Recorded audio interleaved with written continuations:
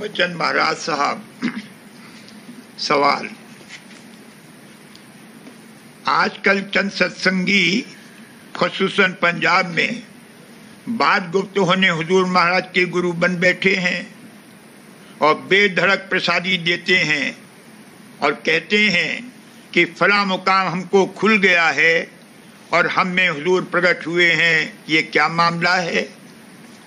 जवाब, यह भी मौज से ही है और इसमें भी जीवों की गढ़त है। बड़े गुबार लोगों के मनों में भरे थे, वो झड़ रहे हैं। हुजूर महाराज का चुपचाप गुप्त होना बड़ी मसलहत से था।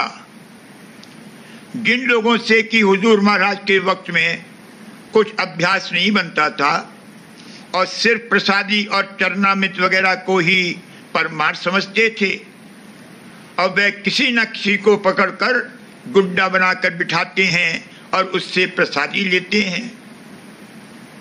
मगर जो सच्चे परमार्थी हैं, उनको भी अगरचे चाह इस किस्म की है कि संत सद्गुरु फिर प्रकट हों और सब कार्रवाई बदस्तूर जारी हो जावे, मगर वो जानते हैं कि किसी के बनाने या कहने से संत नहीं बन सकते। जब उनकी मौज होगी आप प्रकट हो जावेंगे। ये चाह उनकी नामुनासिब नहीं है, मगर समझना चाहिए कि जो मौज ऐसी जल्द प्रकट होने की होती तो गुप्त ही क्यों होते।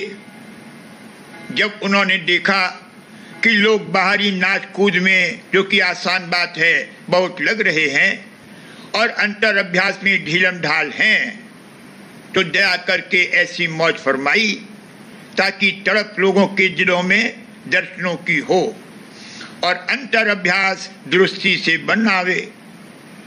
सो नादान जीव इस बात को नहीं समझते हैं, आप गुरु बन बैठते हैं, मगर कुछ हर्ज नहीं है, वह भी दुरुस्त किए जावेंगे और ढकोले खाकर सत्संग में लाए जावेंगे। सवाल, मालिक की मौत से जो तरंग पैदा हो और मन की तरंग में किस तरह तमीज हो सकती है? जवाब,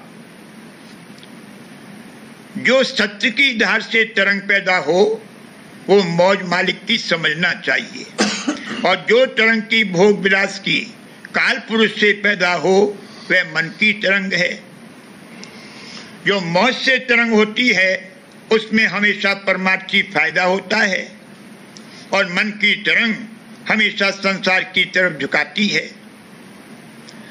अब अगर सचेतन की धार से मेला हो तो पहचान हो सकती है, मगर चूंकि वो धार बहुत अंतर में पोशीदा है और वह भी मन के मुकाम पर होकर आती है और जीव की बैठक बहुत नीची है, इसलिए पहचान मुश्किल है।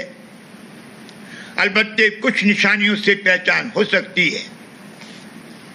अव्वल तो कार्रवाई का नतीजा देखना चाहिए, यानी अगर किसी काम का नतीजा ऐसा हो कि उसमें परमार्थी तरक्की हो तो वह तरंग मौज की समझना चाहिए, और जिस तरंग से संसारी भोग विलास या मान बढ़ाई की चाह या और कोई नतीजा खिलाफ परमार्थ के जाहिर हो वह मन की तरंग है। दोयम, अगर किसी काम के असबाब खुद ब खुद इकट्ठे हो जावें और फौरन हिलो थोड़ी उठकर सहज स्वभाव उस काम को किया जावे तो वह मौज से है, बशर्ते कि वह काम नाजायज और खिलाफ परमार्थ के नहीं है। लेकिन बाज वक्त नाजायज तरंग से भी कुछ परमार्थी फायदा निकलता है। जैसे हुजूर महाराज एक चेले का जिक्र फरमाते थे कि उसके गुरु पूरे महात्मा थे, मगर उस चेले में काम अंग विशेष था। उन्होंने एक रोज कुछ रुपया देकर उसको कहीं रवाने किया। हरचंद उसने उज्र किया और कहा कि मुझ में ये अंग विशेष है, मगर महात्मा जी ने कहा कि कुछ परवाह नहीं, गुरु संभालेंगे। आखिरकार उसको एक वेश्या मिली। चेले ने अपने मन को बहुत कुछ रोका, मगर तरंग ऐसी जबर थी कि वह उसके घर गया और रुपया दिया, मगर ऐन खराबी के वक्त गुरु महाराज ने उसको दर्शन दिए और वह उनके पांव पर गिरा और दोनों महात्मा के सामने आए और दोनों का परमार्थी लाभ भारी हुआ। मगर ये खास तौर पर है। आम तौर पर जिस तरंग से परमार्थी लाभ हो वह मौत से है, नहीं तो मन की तरंग है। और जो जतन उससे बचने के लिए संतों ने बताए हैं उनके माफिक अमल करके अपना बचाव करना मुनासिब है। सब काम संतों की शरण लेकर और दया के आश्रय करना चाहिए ताकि उसमें बंधन न पैदा होने पावे। जानना चाहिए कि वैसे तो सब जीव शरण में हैं, क्योंकि बगैर शामिल होने चैतन्य धार के कोई कार्रवाई नहीं हो सकती। मगर असल शरण में आना यह है कि चैतन्य धार से मेला हो और उसकी ओट में आ जावे। सवाल, यहां रचना जब हुई जबकि आज्ञा सुरतों का बीजा लिए हुए सत्यलोक से उतारी गई, तो यहाँ जो सुरतें हैं वह सत्यलोक से आई हैं, वह राधाष्टमी धाम में कैसे पहुंचाई जा सकती हैं? जिस देश से आई हैं वहां तक ही संत पहुंचा सकते हैं। जवाब, दूरबीन देकर हुजूर राधास्वामी दयाल जो समर्थ हैं उनको राधास्वामी धाम में पहुंचावेंगे। सवाल, सत्यलोक में संत जबकि जल मछली की तरह रहते हैं तो बेशुमार संत होंगे। जवाब, बेशक अनंत हैं और वो सब सत्पुरुष के अंग हैं। सवाल, कबीर साहब और धर्मदास दोनों संत थे, फिर धर्मदास पर क्यों माया का पर्दा छाया रहा? जवाब, मौत से चंद रोज के वास्ते दिखाना था कि माया का कैसा जबर हिसाब है। जैसे सूरज की रोशनी भी बहुत से पर्दे डालने से किसी कदर मंदी पड़ जाती है। और हुजूर साहब ने फरमाया है कि वक्त मुकर्ररा पर संत प्रकट होते हैं, उनका निज आपा हमेशा रोशन और चैतन्य रहता है, नीचे उतरकर जीवों की तरह से बरतते हैं। मगर और जीवों की धार में और उनकी धार में बड़ा फर्क है और रोशनी उनकी बराबर जारी रहती है। जैसे सूरज जब छिप जाता है तो भी देर तक उसकी रोशनी का असर कायम रहता है। सवाल, जीव और सूरत में क्या फर्क है? जवाब, सूरत मन के घाट पर उतरकर जीव कहलाती है। सवाल, सेवा बानी की आखिर कड़ी में जो गावे ये सेवा बानी गाने से क्या मतलब है?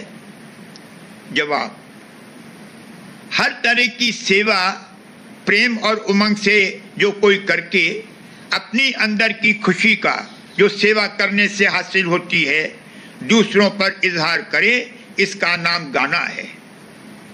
जैसे कहा है, राधा स्वामी नाम जो गावे सोई तरे, कल कलेश सब नाश सुख पावे सब दुख हरे। तो गाने से मतलब यही है कि इस तरह राधास्वामी नाम को प्यार और शौक के साथ सुमिरे कि वो अंतर में दरस जावे, तो जरूर उसके कल क्लेश सब नाश हो जावेंगे।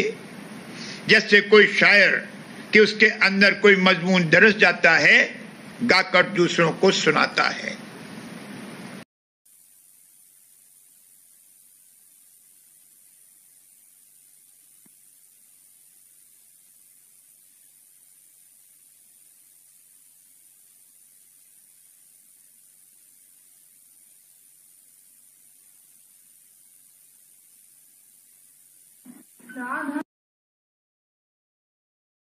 राधा स्वामी राधा स्वामी राधा स्वामी राधा स्वामी राधा स्वामी राधा स्वामी राधा स्वामी राधा स्वामी राधा स्वामी राधा स्वामी राधा स्वामी राधा स्वामी राधा स्वामी राधा स्वामी राधा स्वामी राधा